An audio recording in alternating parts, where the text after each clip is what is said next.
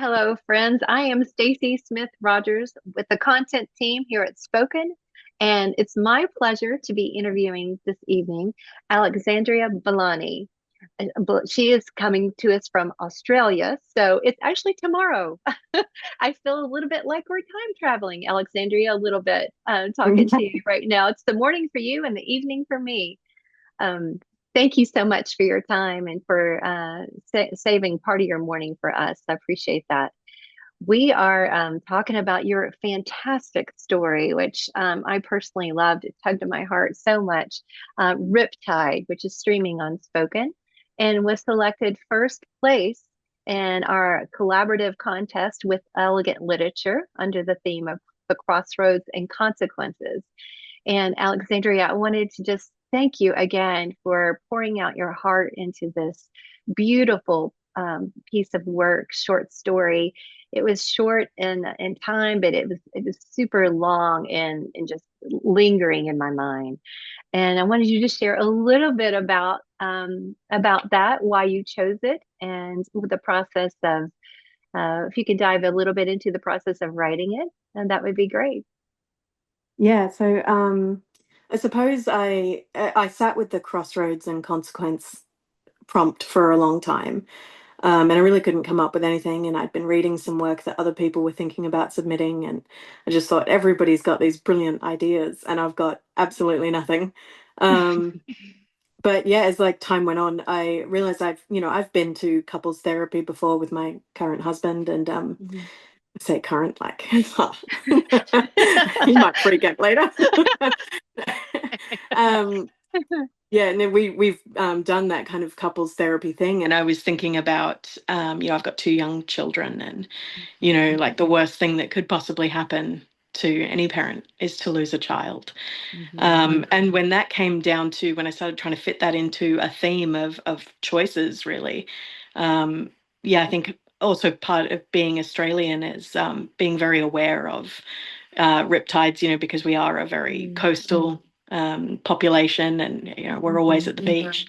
So that was something that just kind of occurred to me, and I was thinking, there was that classic thought experiment of um, if you have a child and your partner drowning, who do you save? And that kind of became the idea there, and it grew from that into how do you forgive somebody for choosing you over your child? Mhm. And then, yeah, I kind of explored that idea of like almost how unfair that is through the character of Astrid, in the way that she thinks of Michael, and in the way she kind of hates him, for the choice that he made there. So it was the crossroads had been in the past, and then this was the consequence, was hating somebody for choosing to save your life over the life of your child. Yeah, so that's kind of where the idea came from. And I ended up writing it in originally, actually, the idea I wrote in 100 words, but it didn't really fit, and I got a lot of feedback from my very good Mm. beta readers. They were, yeah, they were like, you kind of have too much of an idea for 100 words. You're going to have to expand it, and that's when it kind of really came into, yeah, that Mhm. 1,000 words, crossroads and consequence. Yeah, so that's where it It, all came from. it's good to have people in your life who can speak into that and tell you how it is, right? Those beta Yeah, readers are great. And that's what yeah. we've been experiencing through the beta phase of Spoken. This has been an opportunity for authors like you to hop on the platform, create their projects, and give us feedback and honest answers. And we've been so appreciative of the feedback that we've received from authors, and we've listened and we've kind of adapted some of our new updates and things along those lines to serve the authors and help them tell their stories in impactful ways. And yours certainly was very impactful. I love your casting choice. Your voices were very thought out. Describe a little bit about that process for, had you ever narrated works before? And what was it like to wear your casting hat as the casting director? Yeah, so I spent a long time actually on Spoken. I had so much fun with it. The platform I think it's really, really easy to use. And I think probably about 5 hours into this project is when I finally was like, okay, I'm done fiddling with it. But yeah, it choosing the voices was very, oh, I think I must have gone through at least a dozen for each of the characters. Mhm. And I think, I really wanted this kind of like not quite, I wanted a more mature sound for Astrid, and I wanted I knew Michael was going to be a very mellow character. So I was looking for something softer for him. Um, yeah, so I probably found Michael the fastest, his character voice. And I don't know exactly which voice I ended up choosing, but it was just because of that really soft tone that the voice had.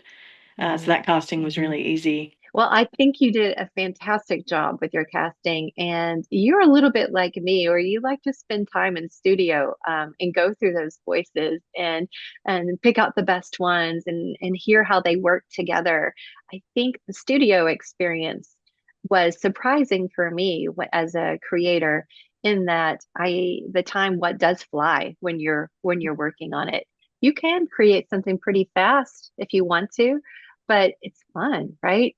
Yeah. To get in there and play around.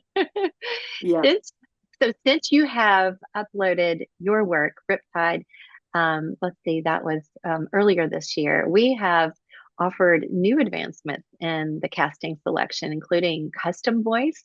Now you can go in and key in a prompt and you can generate a custom voice that matches what you'd like it to sound like. So I would encourage you to go around and play with that real soon because I'm trying to bait you, Alexandria, for getting another story up on Spoken soon because what you offered us was so rich. And I'm not surprised you spent a little bit of time with the casting because you hit the mark right there with it. And Mm. I think it's important that when we dive into our work, that we imagine how those characters would sound. And and what did you experience when you brought that work to life after hearing it?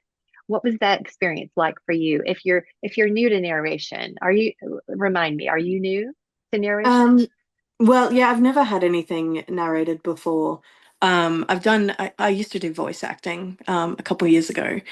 Mm, But that wasn't really, it was just like a little exploration into it more than anything, just like a mhm, couple podcast things. But yeah, this is my first time really narrating or having a story narrated. Yeah, I spent a lot of time fiddling with, I guess, after I'd chosen all the voices and everything, there's that part where you kind of manage your passages.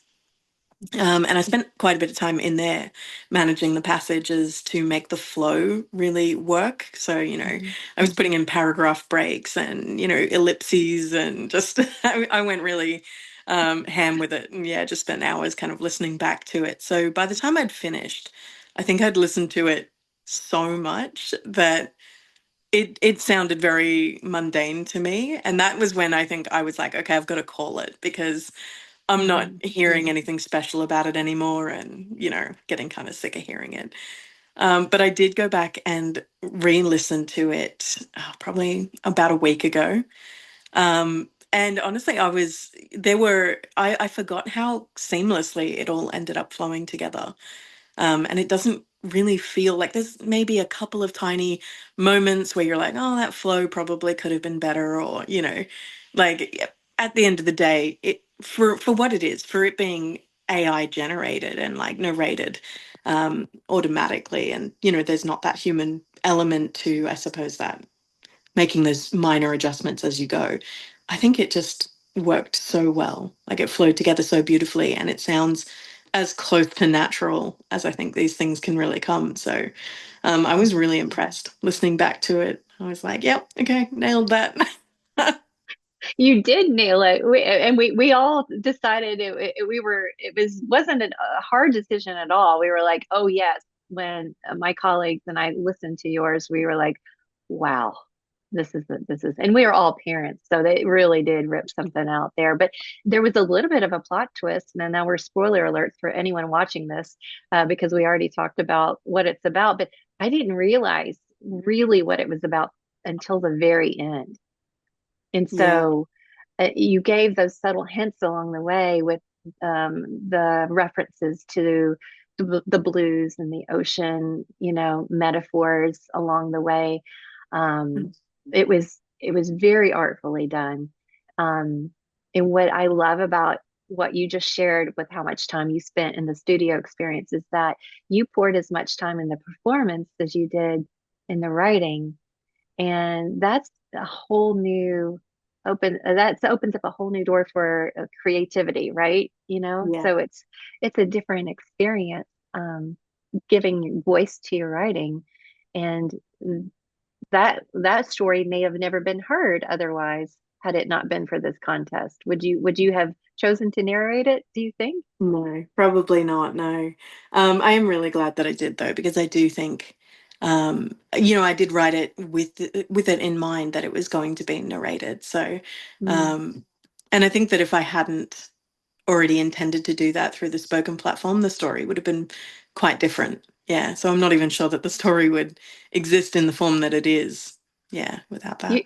you bring up a great point about that. When you write for something to be heard spoken as like it would be sort of a screenplay or a scene, Mm. it is a little different experience. And I think that your piece, I was in that room with them. I was on the couch in the very awkward space between Astrid and Michael, and I could feel the tension and the weight of the grief, and that's what a good story does, right? A good story pulls us into the space with them. So thank you for pulling us into the story. It's absolutely fantastic. Now you have just got into short stories within the last year, right? Is that correct? Yes. Yeah. Okay. Yep. So do you have So I a have few? dabbled. Yeah. Okay, well, tell me a little bit more about your writing life. Yeah, so I have been writing for a really long time since I was like 7 years old. I did start my first novel, which was absolutely awful when I was 7 years old. And then I kind of let it die for a little while. But when I was 10 years old, I got a laptop for school and it had nothing on it. And my sisters had laptops and theirs had video games and stuff, and I was really jealous, and they wouldn't give them to me because, siblings. So I just had this laptop with a Word document, and I thought, no, you know what? I'm going to write my book now. So yeah, I started getting back into writing again. I started joining clubs and things like that for writing through high school. And then I graduated and found jobs and, life gets in the way. And then I got married and I had kids and yeah, so now I've just sort of found my way back to it. And novel writing has been something I've been doing forever. Mm. And then I met a writer friend who was also writing novels, and she had come, I think, seventh in New York City Midnight short story.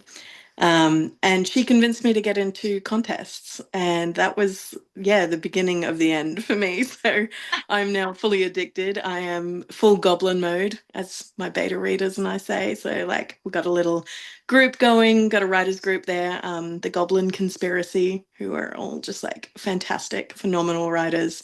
And yeah, the most invaluable writing resource that I have. And yeah, they keep me in writing contests as well. So, they're always coming up with new things that we can all enter together. And yeah, elegant literature, and then the spoken award is something that a lot of us did together. So I think having that community has been really inspiring for me as a writer.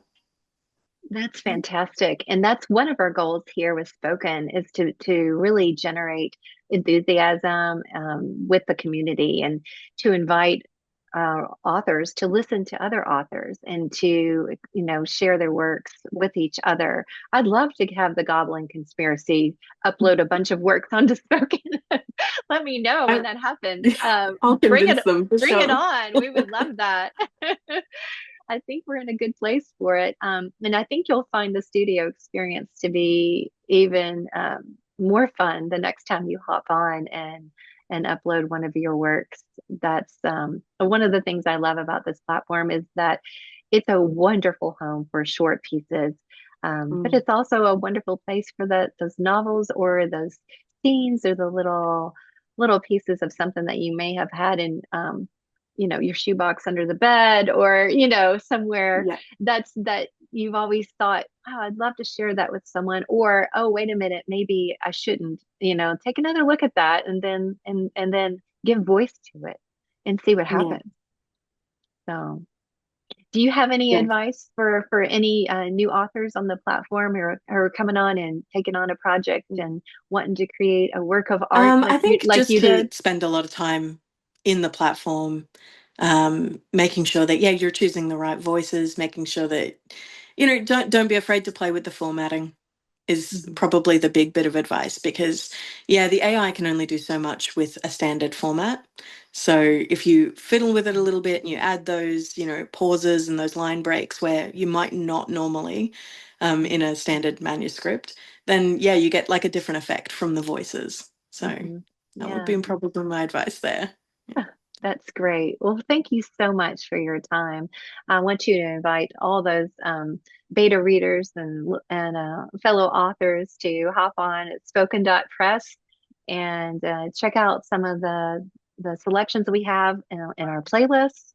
And you'll find yours, Alexandria, on at number one on the first when you hop on Spoken, and you'll see it on our Elegant Literature celebration. So we look forward to listening to more of your work real soon, I hope. Yeah, I hope Thanks. so too. Yeah. Thanks so much. Great. Thanks, Stacey.